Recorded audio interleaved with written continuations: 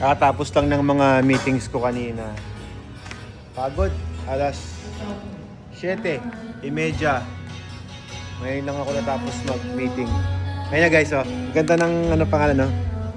Uki Laki! Mami! Ready na yung Uki Laki! Pinagluto kita. Ay, deserve, Ano yung niluto? deserve ko naman siguro yung pagluto ng masarap, diba? Yeah. Pagod ako. Adobong tuyo and I cook. Ito guys, oh. Nagluto ako ng Wow! Ano yan? Kaldereta? beef caldereta para sa'yo. Deserve ko ba yan? Oo naman.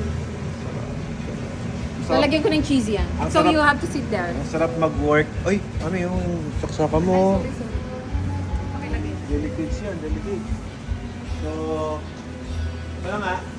After work, pinagluto tayo ni Ella ng masarap na pagkain. Binigyan ako ni Mama Dalisay ng paninda niya. Okay, Laki. Crazy. Crazy, man. Yan, sarap. Adobong tuyo yan. It's adobong tuyo. Pagkatapos natin kumain, subukan natin mag-video, okay? Ano? Parang, Okay. parang sumisigla na ako kanina, medyo... Tara. Pakakainin kita. Kain muna tayo. Tapos video, okay ako naman.